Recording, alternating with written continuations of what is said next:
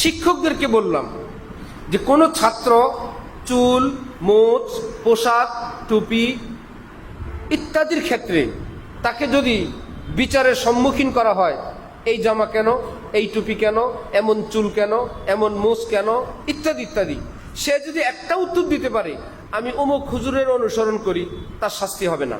আমি আমাদের এই মাদ্রাসার অমুক হুজুরের অনুসরণ করি। তাহলে যেই লোক এইরকম চুল রাখার কারণ পরে, এইরকম জামা পরা, এরকম গেঞ্জি, এইরকম দাড়ি মুছ নখ রেখে উস্তাদ হইতে পারে, আমি কি তার ছাত্র হইতে পারবো না? আসহাবী কান্নুজুম, নবীজি তার সাহাবাই কেরাম সম্পর্কে বলছেন, আমার এক একজন সাহাবী নক্ষত্রের মতো। বিআইয়িহিম ইকতাদাইতুম ইহতাদাইতুম, যে কোনো একজনকে তোমরা ফলো করবে, অনুসরণ করবে, সোজা জান্নাতে চলে যাবে। তাহলে কেউ যদি যে কোনো সাহাবীর অনুসরণ করলে সে আসামি হবে না জান্নাতি হবে? তাহলে আমি আপনি যে নায়েবে রাসূলের পদ নিয়ে বসলাম, আমার অনুসরণ করলে ছাত্র শাস্তির সম্মুখীন হচ্ছে। বুঝা গেল?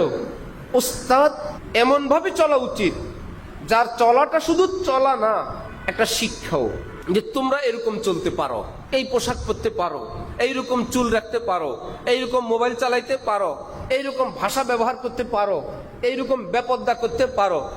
হ্যাঁ, তারা দেখতেছে কোন উস্তাদ ছাত্রের মায়ের সঙ্গে কথা বলে, দেখতেছে কোন ছাত্র দেখতেছে আমার মায়ের সাথে কথা বলে, সে ছাত্রের কাছে ভালো লাগে না। উস্তাদ ভিডিও কলে কথা বলে ভিন নারীর সঙ্গে, সন্দেহজনক ভাবে দীর্ঘ সময় কথা বলে, এটা ছাত্রের মনে বীজ লাগে। এই ছাত্রকে পিটায়ে শাসন করে ওয়াজ করে আর মানুষ করা যাবে না।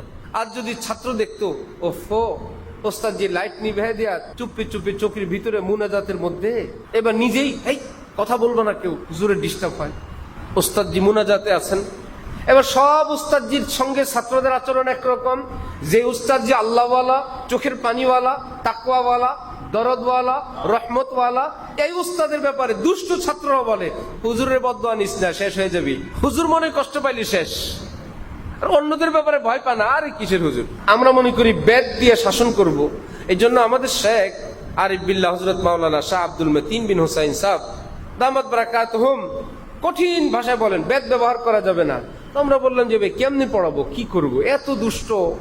পর আস্তে আস্তে আস্তে আস্তে দীর্ঘদিন রিচার্জের পর বের হলো, এমন জীবন গড়ো, এমন চরিত্র অর্জন করো যে ভাই তালেবে ইলমরা তোমার অল্প একটু সন্তুষ্টিকে হাজার শাস্তির চেয়ে বেশি ভয় পায়।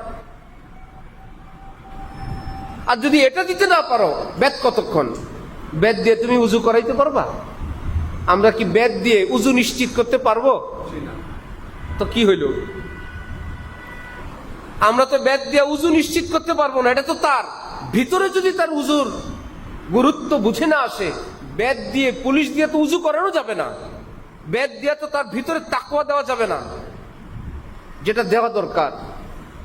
আল্লাহ পাক আমাদেরকে সেই শান রহমতওয়ালা, সেই মুআল্লিমি দ্বীনের বৈশিষ্ট্য অর্জন করার তৌফিক দান করেন।